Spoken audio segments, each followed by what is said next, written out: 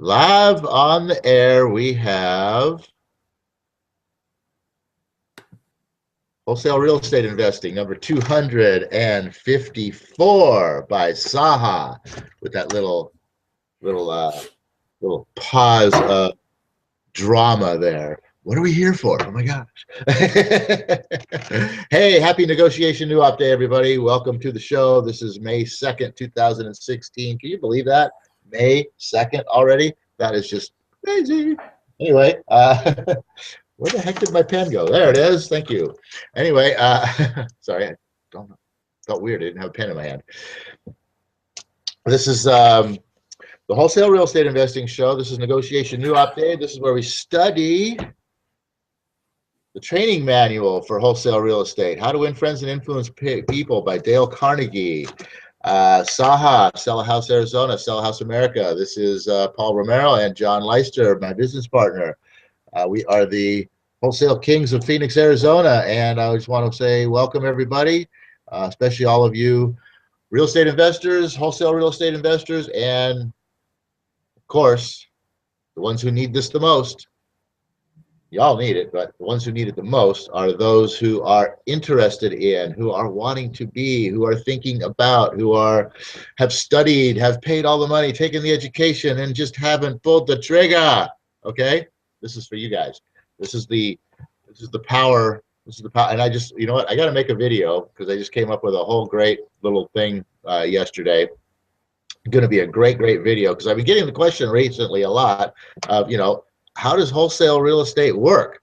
And I thought about that, and you know what? And this little video that I created that I'm going to create here within the next, I don't know, month, soon. Yeah, you know what? How wholesale works really isn't explained properly by most people. So anyway, with that, today we are in chapter 5 of the part 3. Which part 3 is, of course, one of the biggest, most powerful things in this book, especially when it comes to wholesale real estate, how to win people to your way of thinking. I think that might be a good idea in having success in wholesale real estate. And we're in chapter 5 here, which is the secret of Socrates. I got John Leister here with me today. Hey, John, how you doing? I'm doing fantastic, Paul. I'm very excited for today's hangout, mainly because I believe that what sets us apart from other wholesalers in our market, what makes us better than other wholesalers in our market, and what brings us more deals than, I will say, most wholesalers in this market, because there's a couple of big dogs out here in Phoenix that we are still catching up to compete with. But why are we one of the fastest growing, most successful wholesale real estate businesses in the Phoenix market?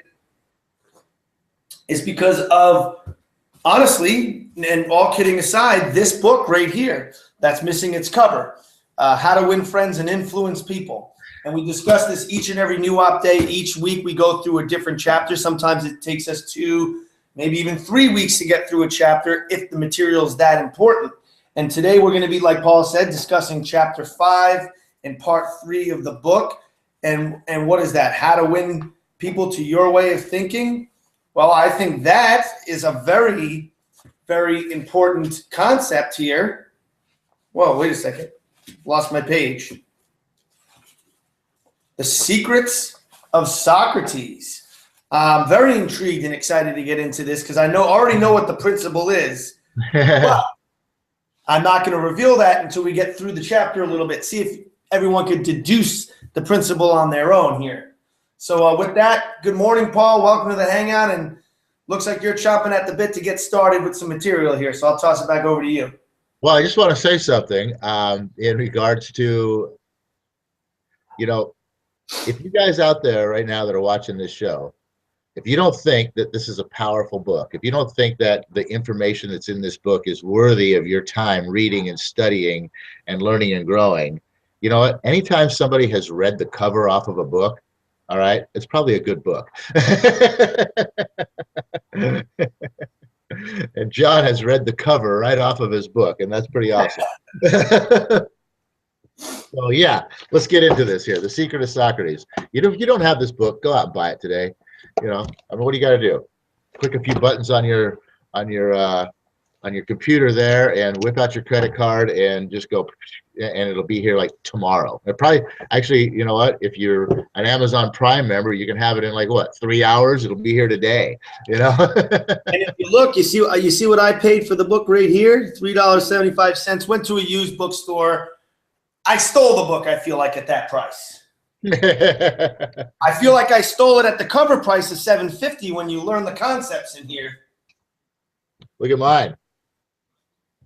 $13. I paid $13 whopping for this, and I'll tell you what, the information in this book has probably made us what, 100 grand? In the last 3 weeks. Okay, so the Secret of Socrates. Who's Socrates, by the way?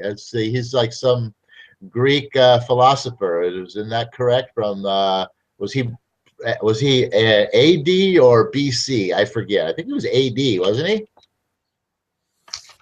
You know, I could solve that problem right now with a quick little Google search. I believe he was in a cheat here on Wikipedia. I'm going to say BC, probably like in the years of the hundreds. 600. 469 BC. BC, 460. I was close. I said 600 BC, so I was pretty close. So Socrates, Greek philosopher, after Christ, and you know, this guy was pretty powerful. Brought some powerful information that is still worthy of talking about even today, and obviously in 1930 or so when this book was written. So I just want to start out, and I'm just going to read the first couple of paragraphs here. He says, in talking with people, don't begin by discussing the things on which you differ. Begin by emphasizing and keep on emphasizing the things on which you agree. Keep emphasizing, if possible, that you are both striving for the same end, and that your only difference is one of method and not of purpose. Get the other person saying yes, yes at the outset. Keep your opponent, if possible, from saying no. A no response, according to Professor Overstreet, is a most difficult handicap to overcome. When you have said no, all your pride of personality demands that you remain consistent with yourself. You may later feel that the no was ill-advised. Nevertheless, there is your precious pride to consider. Once having said a thing, you feel you must stick to it. Hence, it is of a very great importance that a person be started in the affirmative direction. I mean, first two paragraphs of these things always say it all. And I mean, that's it right there. You know, just John, go ahead. I know you got something. I would say the secret to every chapter in this book is always within the first two paragraphs, and the rest of it is real life stories of application to drive home the point. Because people think, oh, okay, I get it, I know that. You don't know it unless you're really putting it to practice routinely. And I would bet you majority of people don't actually, who would read these first two and go, oh, that's simple, of course, I'm in sales. Isn't that obvious? Always begin a conversation and open a sale by emphasizing what it is you agree on over your differences. Oh, that sounds simple. Get someone saying yes, yes, yes, right from the gate, right out the gate. That sounds simple, but really, how many people are actually practicing this is a good question. And then think about not just in your sales, but when you talk to your children, when you talk to your spouse, when you talk to your friend, your foe, someone you're negotiating with in business, a seller, a buyer, the person, your waiter at the restaurant, the person you're buying things from at the convenience store. Do you really practice these concepts? Think about this. This is important because being agreeable with someone right from the start, getting someone saying yes to things right from the start, and I'm not talking about getting them saying yes to your sale, just in their mind, getting them saying, yes, this is someone I identify with. Yes, This is someone I agree with. Yes, this is someone I like. Get in the habit of thinking about starting your conversations in this manner, in this way. And how many of you are actually starting off every conversation that you get into on a daily basis by emphasizing the things that you can agree and identify with that person on, and get them thinking yes, yes, yes about you right from the start. Yeah, and he talks about, you know, building the momentum of getting those yeses, getting those right out from the very beginning, getting them in the affirmative direction and getting the momentum. And he talks again here about the negative, the psychological patterns here that are quite clear. He says when a person says no and really means it, he or she is doing far more than saying a word of 2 letters. The entire organism, glandular, nervous, muscular, gathers itself together into a condition of rejection. There is usually, in minute but sometimes in observable degree, a physical withdrawal or a readiness for withdrawal. The whole neuromuscular system, in short, sets itself on guard against acceptance. When, to the contrary, if a person says yes, none of the withdrawal activities take place. The organism is in a forward-moving, accepting, open attitude. Hence, the more yeses we can get at the very outset, induce, the more likely we are to succeed in capturing the attention for the ultimate proposal. So what he's saying here is, I mean, when a person says no, it's not just, like he said, it's not just the word no. It's just not just like, nah, I'm not interested. I mean, it's like totally, you know, within their whole being, that no makes a physical reaction take place in the body that sets up the mind for absolutely no acceptance to anything whatsoever. Once you got a no coming out of somebody's mouth, it's going to be really almost impossible to try and change that. Absolutely. You know, I love the fact that it points out kind of the physical attributes or the physical reaction to starting off a conversation with someone by eliciting no responses, is because it sets a tone on a subconscious level, on an obviously conscious level, to the point of where the person's body is literally physically reacting, not necessarily in a negative way, but reacting in a way that's negative to the outcome that you're desiring. And that's to break down walls, to knock down barriers, to be able to build rapport and friendship and trust and a general well-being towards one another by starting off that conversation by eliciting yes responses from a person. Think about it here's an example of how I kind of apply this technique when I go do knock on someone's door totally cold. They don't know I'm on the way over. Hell, they may not even know that they want to sell this house yet. I know that they have motivating circumstances which has led me to their front door, and now it's time for me to knock on that front door, get them to answer it, and introduce myself to them. And ask yourself, when someone knocks on your door, unsuspected, a stranger, that you not a friend of yours, not a neighbor, you look out the window, this person's unexpected, what's your immediate response, Paul? Think about what your immediate response. Who the heck is this guy? What the heck does he want? Why the heck is he at my door? I don't know this guy. Go the hell away. Why are you bothering me? Get out of my life. What do you want? And you know what?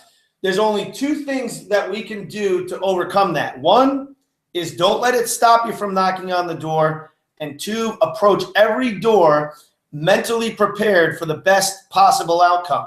In fact, you should only ever focus on the best possible outcome.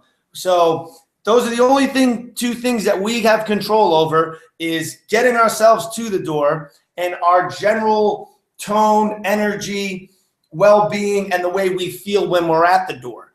Otherwise, we have no control over that other person. We have no control over how that other person feels upon just seeing us before words even leave our mouth or we even make eye contact. There's already something going on in that person's mind which we have no control over.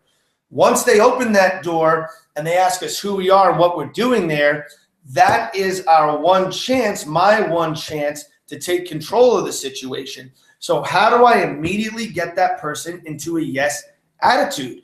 And for me, my method is I greet that person with a smile on my face, as cheery as possible. Hello, how are you doing this afternoon? My name is John, and don't worry, I'm not here to sell you anything, and I'm not a Jehovah's Witness, so I'm not here to pitch you on anything. That's my little intro into getting them in a yes attitude, because I can immediately see a little smile and a breakdown in the barrier, because although I'm not asking the question that's eliciting a yes, ultimately they're there thinking this guy is going to try to sell me something here today. So immediately overcome that, putting them in more of a yes attitude, because then the attitude becomes, oh, you're not here to sell me anything. Well, yeah. What is it? Yeah. What are you doing here then? What is it that you want? See, that's my little way on a cold visit like that to kind of get them in a yes mood, is to offset that by telling them who I'm not, which is what people's fear is when you're knocking on the door.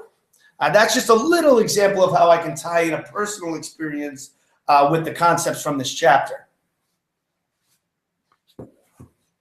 Yeah, presence of. I know Paul's taking some notes. Writing down a note there. Sorry, guys. Okay. That's it. You know, that's the key. That's the key to your success at, you know, speaking to any seller, whether it's at the door, whether it's on the phone, whether it's, you know, at their house or at your office, whatever is, you know, now if they've come to your office, you've already got an advantage there. But, you know, if you're coming to them, and especially like John says, in a cold situation where they haven't been here before, where they haven't invited you in, the thing that you want to become is, when you're in sales, you can be perceived as one of two things. You can be perceived as the annoying pest, or you can be perceived as the invited guest. Okay, those are the two things that you're going to be perceived as. So when you're there for the very first time, you need to break beyond the fact that you're an annoying pest and get them to you know, allow you to become an invited guest.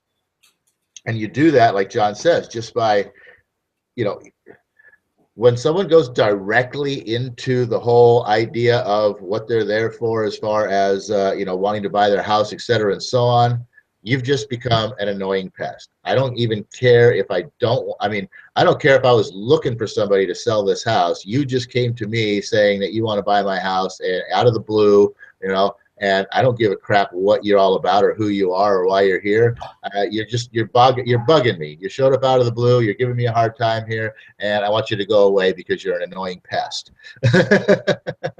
But if you just break that thought process, like John's little approach there, they're just like, oh, well, this guy's not a salesman, and he's not not one of those other annoying pests. What is this guy? Who is he? Why is he here? All right, I'll let you talk. I'm open to having you talk some more. I'm inviting you. I'm giving you an invitation to carry on with more words out of your mouth.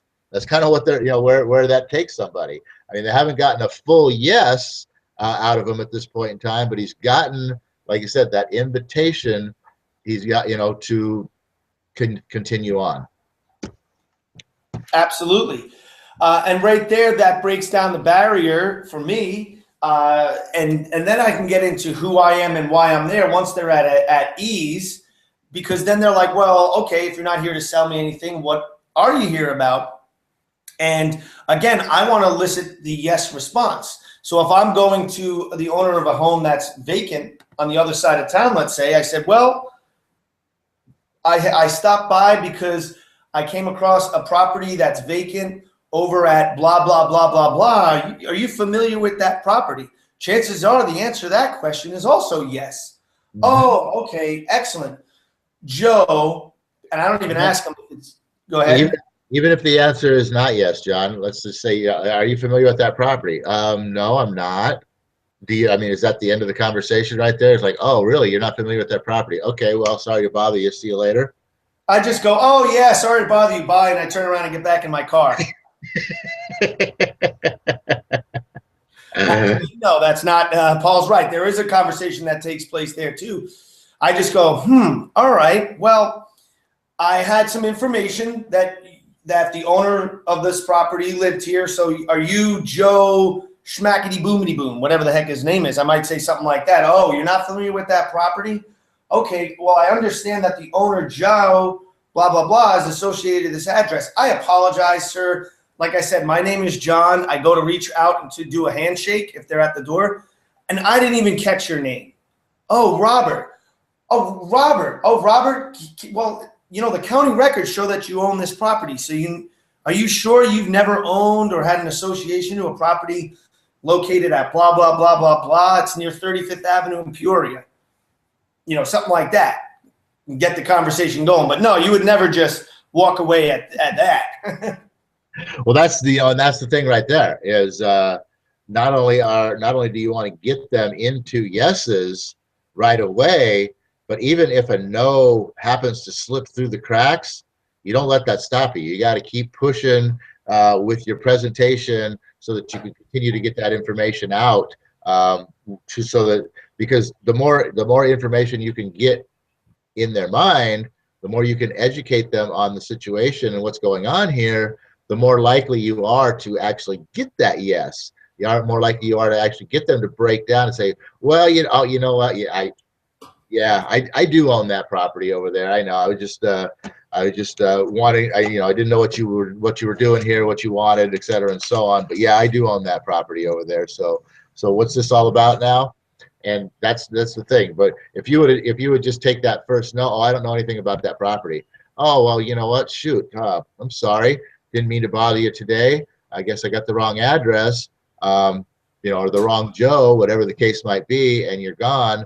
You don't know that you didn't actually have the right person there, and you didn't get all the way through to the successful answers that you needed to get working towards that deal. So yeah, not getting them to say no, and then of course, or getting them to say yes. I mean, and then of course standing up to the no.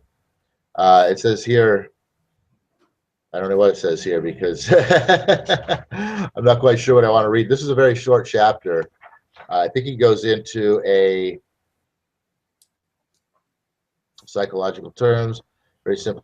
I think he goes into a little story here. I'm sorry, I didn't get a chance to pre-read this chapter because I got stuck studying something else last night and didn't get a chance to get ahead on here. But when you get that first yes out of a seller, in person, like I said, in person, on the phone, wherever it is, and maybe after I don't know, maybe after you have done that little spiel to sort of like open them up to invite you in to carry on, maybe this is a point right here in time where you can insert another little something goofy that is absolutely going to bring a yes from this person's mouth. Has nothing to do with the deal or the real estate or why you're there, but maybe there's something else at this point in time. And I haven't really thought this through. This is just a thought that popped into my head, but maybe there's something right here that once you got them to kind of open up and invite you to carry on, maybe now you could hit them with something completely random that you absolutely know is going to get a yes from them. And then once you've gotten that, then maybe you can get into the reason why you're here and get them on that yes track. What do you think of something like that, John? Absolutely. I'm going to go ahead here, Paul. How much time we got left? Okay, perfect. This is going to go right along with what the last point you just brought up is kind of the last couple chapters of the last couple paragraphs of this chapter. I'm going to go ahead and read them because I can specifically relate this stuff to what we're doing currently with wholesale real estate sellers to get them on board and how to better develop your scripts and your openers and everything else, right along with what you're saying there, Paul. And we'll just start I'll read the last page of the chapter. Socrates, the gadfly of Athens, was one of the greatest philosophers the world has ever known. He did something that only a handful of men in all history have ever been able to do. He sharply changed the whole course of human thought, and now, 24 centuries after his death, he is honored as one of the wisest persuaders who ever influenced this wrangling world. His method? Did he tell people they were wrong? No, not Socrates. He was far too adroit for that. His whole technique, called the Socratic method, was based upon getting a yes, yes response. He would ask questions with which his opponent would have to agree. He kept on winning one admission after another until he had an armful of yeses. He kept on asking questions until finally, almost without realizing it, his opponents found themselves embracing a conclusion they would have bitterly denied a few minutes previously. The next time we were tempted to tell someone he or she is wrong, remember old Socrates and ask a gentle question, a question that will get you the yes, yes response. The Chinese have a proverb pregnant with the age-old wisdom of the Orient. He who treads softly goes far. They have spent 5,000 years studying human nature, those Chinese, and have garnered a lot of perspicacity, which I'm going to have to look up that word. He who treads softly goes far. And ultimately, the principle of this chapter is get the other person saying yes, yes, immediately as soon as you can. Basically, don't tell people they're wrong. So kind of in response to that question about, we were talking about with the example here is, what happens if you are talking to the owner of a home that wants to deny that he owns that home? How do you get him saying yes? Well, first of all, you don't give up at no, but you got to ask the questions in the right way and present that person in the right way. One of the things to get them admitting about the property, as Paul, as we discussed earlier, is just to say, all right, well, here's why I came by to talk to you about that property. I understand you're, blah, blah, blah was the owner of the property. And they go, well, I'm blah, blah, blah. There's a yes. You get them talking or admitting to the property, you can ask them other questions that are going to elicit a yes, especially if you know, like, well, you've been paying those taxes all these years. Yeah. Oh, man, you've been paying insurance all these years. Yeah. You've been making those loan payments and paying off the city. And yes, yes, yes, yes, yes. So it sounds to me like you're just spending a lot of money every month for a property that's sitting there vacant. Is the answer to that yes? Now they're realizing that they're spending money on taxes, upkeep. Maybe they have mortgage payments. They're cleaning it up to avoid city liens. All these things they're saying yes to. And the conclusion that you're hopefully leading them to is, what the hell am I doing with this vacant property for the last 5 years? All it's doing is costing me money. Yes, it is. Costing me a lot of money. What the heck am I doing here? So you could apply that Socratic method to getting a seller to realize that they may want to sell when they weren't thinking they wanted to before. Mm-hmm. Exactly. That's what the whole process is all about, with all of the tips and techniques that this book provides, is the ways to softly, as the Chinese proverb goes, he who treads softly goes far. To very subtly and softly change that immediate negative attitude, which when John asked me in the very first beginning, I see Joe Schmo getting out of his car, parking in front of my house and getting out of his car. One of the first things that your mind goes to is, all that negativity, and very softly breaking through that and making the transition over into, oh, wow, this is a very nice person here. I'm so glad they showed up today. They're giving me powerful information. This has been very helpful. I've been being an idiot all these years. What am I doing with this property? This guy is interested in buying it from him. What the heck? I like free money. I'm going to let this guy have it. What do you say? And doing it all just very subtly and softly, with a lot of the other tips and techniques of smiling and not creating arguments and telling people they're wrong, and all of the other things that we've been studying in this book, all compiled in together to work your way towards this Socratic method of getting yes after yes after yes after yes, until you finally get what we all want, and that's a little bit of juice coming out of one of these onto a piece of paper. Absolutely. So with that, hey, it's 9 o'clock already. Got a last word here, John? Throw it in for us, and let's take it home. Well, just to reiterate the principle of this chapter, get people saying yes, yes to you immediately. Find common ground, things to agree on. So start no sale or conversation in a confrontational way, always a soft approach, and always look for things you can agree on in the beginning to begin breaking the ice and building rapport and trust and getting the other person to like you. So with that, I'll close it out as we close all these hangouts with the Napoleon Hill prayer, which goes, "O universe, I ask not for more riches, but for more wisdom with which to make better use of the riches that have been given to me at birth, consisting in the power to control and direct my own mind to whatever ends I may desire." So with that, Paul, have a fantastic rest of your NEWOP day.